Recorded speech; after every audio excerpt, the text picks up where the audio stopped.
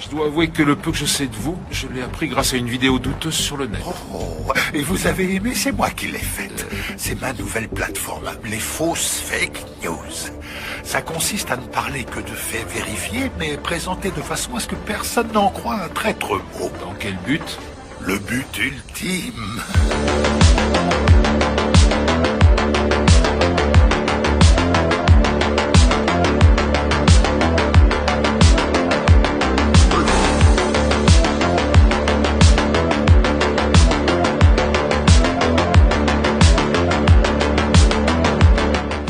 La vérité éclate, ça me va.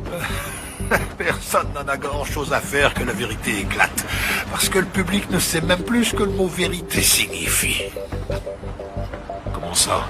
Eh bien, je pense que les gens ne sont plus capables de faire la différence entre ce qui est vrai et ce qui est faux. Je crois qu'il y a toujours une vérité objective, une réalité objective. Oui, alors...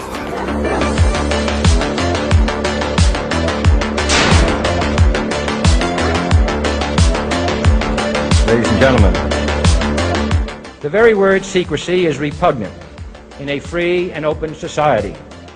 And we are, as a people, inherently and historically opposed to secret societies, to secret oaths, and to secret proceedings. For we are opposed around the world by a monolithic and ruthless conspiracy that relies primarily on covert means for expanding its sphere of influence, on infiltration instead of invasion, on subversion instead of elections, on intimidation instead of free choice, on guerrillas by night instead of armies by day. It is a system which has conscripted vast human and material resources into the building of a tightly knit, highly efficient machine that combines military, diplomatic, intelligence, economic, scientific, and political operations. Its preparations are concealed, not published. Its mistakes are buried, not headlined. Its dissenters are silenced, not praised. Enfin bref, le plus important, c'est que je peux vous parler de tout ça ouvertement, parce que je me fiche que quelqu'un nous entende. De toute façon, personne ne saura s'il doit y croire ou pas. Pour être honnête, moi j'y crois pas une seconde. Bien, pensez ce que vous voulez, c'est ce que tout le monde fait déjà de toute façon. Vous ne faites que prouver ce que je dis, crétin. Et je vous le dis, il y aura une révolution dans ce pays avant 2022. On ira ensemble vers ce nouvel ordre mondial. Et personne, je dis bien, personne ne pourra s'y opposer. On est entré dans une ère post-complot, post-dissimulation, si je puis dire ainsi. Nous sommes en guerre. La bête de l'événement est là. Et elle arrive.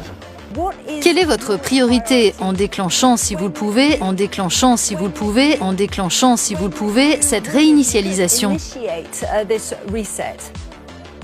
Nous devrons certainement faire face à d'autres surprises, à des situations difficilement prévisibles que les commentateurs appellent des signes noirs, et peut-être à différents types de virus.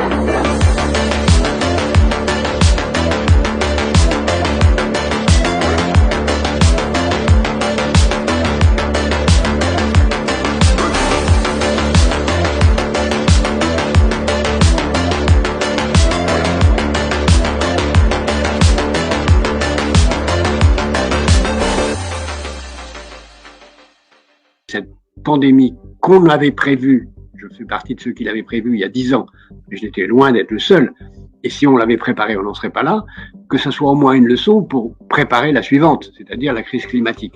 Il faudra dans tous les pays isoler celui qui est contaminé de sa propre famille. Donc il faut trouver des lieux pour mettre soit la famille qui n'est pas contaminée, soit celui qui est contaminé ailleurs.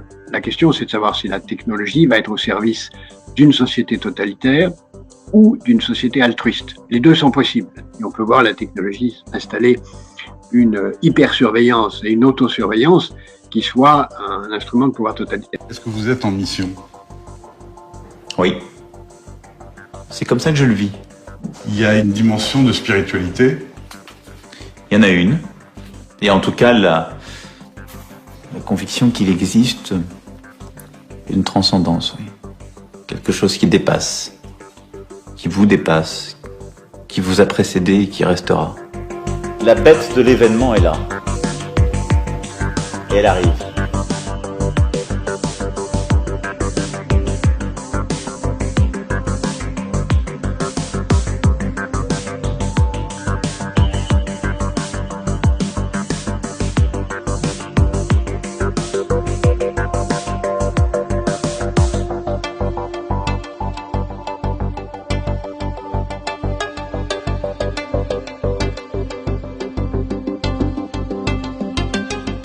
Alors, il faut comprendre que cette crise sanitaire terrible va infliger évidemment des dommages très importants à toutes les économies du monde, et évidemment aux économies de la zone euro et à la France parmi les autres. Et il va y avoir un après, soyons clairs, on va pas être en permanence confiné. On va avoir des vaccins.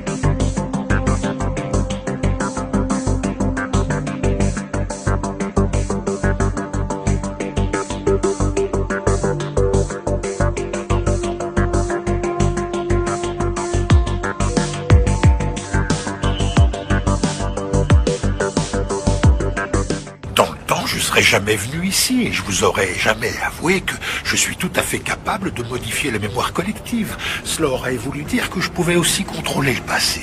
Et si c'est exact, alors comme le disait Orson Welles, celui qui contrôle le passé contrôle le futur.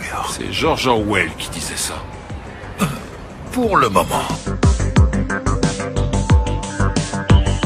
Je pense qu'on sera plus content d'avoir un emploi plutôt que d'avoir une épargne protégée. Je pense que c'est dans cet esprit-là que les politiques monétaires ont été déterminées par mes prédécesseurs, et je pense que c'est assez salutaire comme choix. Par le jeu du nomadisme des personnes, des marchandises et des espèces, de grandes épidémies pourraient refaire leur apparition.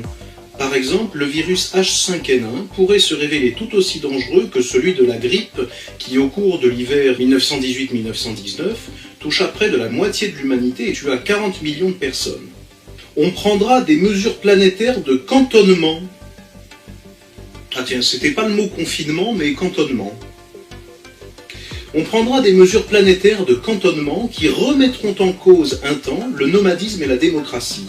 Comme au XVe siècle à l'échelle des nations, c'est de l'épidémie que naîtra une police, cette fois nécessairement mondiale, et donc à terme un pouvoir planétaire. En particulier, la monnaie électronique interdira à quiconque d'échapper à la surveillance générale. Plus de la moitié des travailleurs ne seront plus salariés, et la moitié des salariés ne seront plus employés à plein temps, ni liés par un contrat à durée indéterminée à une entreprise. Le télétravail représentera la moitié des emplois. Oh, bah ça alors, comment pouviez-vous deviner ça en 1998 ? Oh là là, quel magicien vous êtes, monsieur Attali. Dans la tradition juive, on dit beaucoup que la paix à Jérusalem est la condition de la venue du Messie. Le Messie arrivera par une certaine porte de la vieille ville, et il arrivera soit pour faire la paix, soit que la paix soit faite. Donc, véritablement, il y a une dimension, en quelque sorte, utopiste, messianique ou utopiste, de Jérusalem comme lieu de la paix. Alors, effectivement, les pères de l'Église et les docteurs de l'Église nous parlent bien d'un Messie qui siégera à Jérusalem, à la tête d'une tyrannie planétaire. Mais il s'agit de l'Antéchrist. l'Antéchrist. Je pense que le statu quo est le plus vraisemblable, même si on peut imaginer, rêver d'un Jérusalem devenant capitale de la planète, qui sera un jour unifié autour d'un gouvernement mondial. C'est un joli lieu pour un gouvernement mondial. Moi, j'ai toujours pensé, mais je ne suis pas le seul, et je ne veux pas donner de leçons ici, que celui qui ne se prépare pas au pire est presque sûr de le vivre. Or, nous avons tous trop vécu dans l'insouciance, ce que j'appelle moi l'économie positive, c'est-à-dire l'économie qui prépare à un meilleur avenir pour les générations futures. Ça consiste justement à prévoir le pire et à se préparer. Et prévoir le pire, c'est faire des réserves, c'est des réserves de tout, des réserves de blé, comme on disait dans la Bible.